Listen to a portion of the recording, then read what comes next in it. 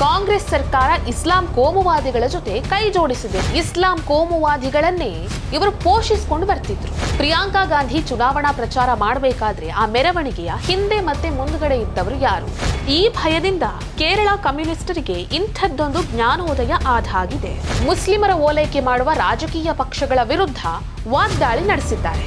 ಈ ರೀತಿಯ ಫಲಿತಾಂಶಗಳು ಎಲ್ಲಿ ಮುಂದಿನ ದಿನಗಳಲ್ಲಿ ಜಾಸ್ತಿ ಆಗುತ್ತೋ ಅನ್ನುವಂತ ಭಯ ಕೇರಳದ ಕಮ್ಯುನಿಸ್ಟರನ್ನ ಕಾಡೋದಕ್ಕೆ ಶುರುವಾಗಿದೆ. ನಮಸ್ಕಾರ.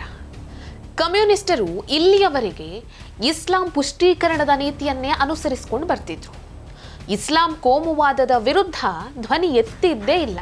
ಇಸ್ಲಾಂ ಕೋಮುವಾದಿಗಳನ್ನೇ ಇವರು ಪೋಷಿಸಿಕೊಂಡು ಬರ್ತಿದ್ರು. ಯಾಕಂದ್ರೆ ಅವರಿಗೆ ವೋಟ್ ಬ್ಯಾಂಕ್ ತುಂಬಾ ಇಂಪಾರ್ಟೆಂಟ್ ಆಗಿತ್ತು. ಈಗ ಅವರಿಗೆ ದಿಢೀರ್ ಜ್ಞಾನೋದಯ ಆದ ಹಾಗೆ ಕಾಣ್ತಾ ಇದೆ. ಈ ಪ್ರಯತ್ನದ ಅಂಗವಾಗಿ ಕಾಂಗ್ರೆಸ್ ಇಸ್ಲಾಂ ಕೋಮುವಾದಿಗಳ ಜೊತೆ ಸೇರ್ಕೊಂಡು ರಾಜಕೀಯ ಮಾಡ್ತಾ ಇದೆ ಅಂತ ಕಾಂಗ್ರೆಸ್ನ ವಿರುದ್ಧ ಕಿಡಿಕಾರಿದ್ದಾರೆ. ಇದಕ್ಕೆಲ್ಲ ಕಾರಣ ತಾವೆಲ್ಲಿ ಹಿಂದೂಗಳ ವೋಟನ್ನ ಕಳ್ಕೊಂಡು ಬಿಡ್ತೀವೋ ಅನ್ನುವಂಥ ಭಯ. ಈ ಭಯದಿಂದ ಕೇರಳ ಕಮ್ಯುನಿಸ್ಟರಿಗೆ ಇಂಥದ್ದೊಂದು ಜ್ಞಾನೋದಯ ಆದಾಗಿದೆ. ಕೇರಳದ ಕಮ್ಯುನಿಸ್ಟ್ ಪಾರ್ಟಿಯ ನಾಯಕ ವಿಜಯ್ ರಾಘವನ್ ಅವರ ಮಾತುಗಳು ಇದನ್ನ ಪುಷ್ಟೀಕರಿಸುತ್ತೆ. ಅವರು ಏನ್ ಹೇಳಿದ್ದಾರೆ? ಕಾಂಗ್ರೆಸ್ ಸರ್ಕಾರ ಇಸ್ಲಾಂ ಕೋಮುವಾದಿಗಳ ಜೊತೆ ಕೈ ಜೋಡಿಸಿದೆ ಅಂತ ಹೇಳಿದ್ದಾರೆ. ವಯನಾಡ್ನಲ್ಲಿ ರಾಹುಲ್ ಗಾಂಧಿ ಹಾಗೂ ಪ್ರಿಯಾಂಕಾ ಗಾಂಧಿ ಗೆಲ್ಲೋದಕ್ಕೆ ಕಾರಣ ಕೋಮುವಾದಿ ಮುಸ್ಲಿಮರು. ಇವರ ಒಂದು ಸಪೋರ್ಟ್ ಇಲ್ಲ ಅಂದಿದ್ರೆ ರಾಹುಲ್ ಗಾಂಧಿ ಹಾಗೂ ಪ್ರಿಯಾಂಕಾ ಗಾಂಧಿ ಗೆದ್ದು ದೆಹಲಿಗೆ ಹೋಗೋದಕ್ಕೆ ಸಾಧ್ಯನೇ ಆಗ್ತಿರ್ಲಿಲ್ಲ ಅಂತ ಹೇಳಿದ್ದಾರೆ. ಪ್ರಿಯಾಂಕಾ ಗಾಂಧಿ ಚುನಾವಣಾ ಪ್ರಚಾರ ಮಾಡಬೇಕಾದ್ರೆ ಆ ಮೆರವಣಿಗೆಯ ಹಿಂದೆ ಮತ್ತೆ ಮುಂದುಗಡೆ ಇದ್ದವರು ಯಾರು? ಆ ಮೆರವಣಿಗೆಯಲ್ಲಿ ಪಾಲ್ಗೊಂಡಿದ್ದ ಅಲ್ಪಸಂಖ್ಯಾತರಲ್ಲಿ ಉಗ್ರಗಾಮಿಗಳ ಮನಸ್ಥಿತಿಯವರೇ ಹೆಚ್ಚಾಗಿ ಎದ್ದು ಕಾಣಿಸ್ತಾ ಇದ್ರು. ಇಂತಹ ಕೋಮುವಾದಿ ಮುಸ್ಲಿಮರ ಬೆಂಬಲ ಇಲ್ಲದೆ ಪ್ರಿಯಾಂಕಾ ಗಾಂಧಿ ಗೆಲ್ಲೋದಕ್ಕೆ ಸಾಧ್ಯ ಆಗ್ತಿತ್ತಾ ಅಂತ ವಿಜಯ್ ರಾಘವನ್ ಅವರು ಹೊಸ ಪ್ರಶ್ನೆಯನ್ನ ಎತ್ತಿದ್ದಾರೆ. ಇಷ್ಟೇ ಅಲ್ಲ, ಕಾಂಗ್ರೆಸ್ ಸಿಎಎ, ಗಾಜಾದಲ್ಲಿ ನಡೆದಂತಹ ಯುದ್ಧ ಇಂತಹ ವಿಷಯಗಳನ್ನೇ ಹೆಚ್ಚಾಗಿ ಹೈಲೈಟ್ ಮಾಡಿದ್ರಿಂದ 2024 ಲೋಕಸಭಾ ಚುನಾವಣೆಯಲ್ಲಿ ಕಾಂಗ್ರೆಸ್ ಗೆಲ್ಲೋದಕ್ಕೆ ಸಾಧ್ಯ ಆಯಿತು ಅಂತ ಹೇಳಿದ್ದಾರೆ. ಇನ್ನೊಂದು ಆಶ್ಚರ್ಯಕರ ಸಂಗತಿ ಏನಪ್ಪಾ ಅಂದ್ರೆ, ಈ ವಿಜಯ್ ರಾಘವನ್ ಮಾತ್ರ ಅಲ್ಲ, ಕೇರಳದ ಸಿಎಂ ಪಿಣರಾಯಿ ವಿಜಯನ್ ಕೂಡ ಮುಸ್ಲಿಮರ ಓಲೈಕೆ ಮಾಡುವ ರಾಜಕೀಯ ಪಕ್ಷಗಳ ವಿರುದ್ಧ ವಾಗ್ದಾಳಿ ನಡೆಸಿದ್ದಾರೆ.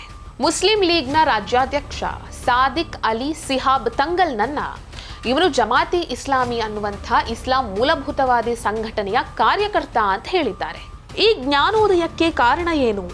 ತಾವೆಲ್ಲಿ ಹಿಂದೂಗಳ ವೋಟ್ ಕಳ್ಕೊಳ್ಬಹುದು ಅನ್ನೋ ಭಯಾನ, ಅಥವಾ ನಿಜವಾಗ್ಲೂ ಇವರಿಗೆ ಇಸ್ಲಾಂ ಕೋಮುವಾದದ ಅಪಾಯಗಳ ಬಗ್ಗೆ ಅರಿವಾಯ್ತಾ?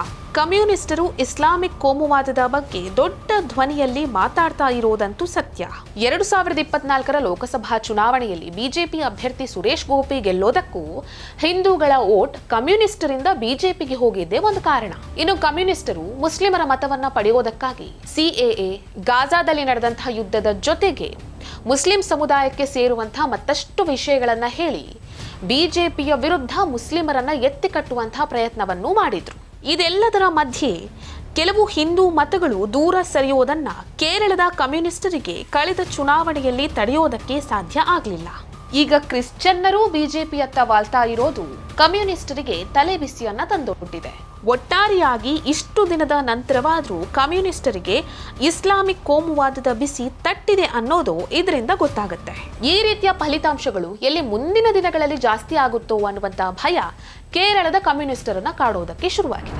ಈ ವಿಡಿಯೋ ನಿಮಗೆ ಇಷ್ಟ ಆಗಿದ್ದಲ್ಲಿ ಲೈಕ್ ಮಾಡಿ, ಶೇರ್ ಮಾಡಿ, ಕಮೆಂಟ್ ಮಾಡಿ. ನೀವಿನ್ನೂ ನಮ್ಮ ಚಾನೆಲ್ ಅನ್ನ ಸಬ್ಸ್ಕ್ರೈಬ್ ಮಾಡಿಲ್ಲ ಅಂದ್ರೆ ದಯವಿಟ್ಟು ಸಬ್ಸ್ಕ್ರೈಬ್ ಮಾಡಿ. ಹೆಚ್ಚಿನ ಮಾಹಿತಿಗಾಗಿ ಪಕ್ಕದಲ್ಲೇ ಇರುವಂತಹ ಬೆಲ್ ಐಕಾನ್ ಅನ್ನ ಪ್ರೆಸ್ ಮಾಡಿ.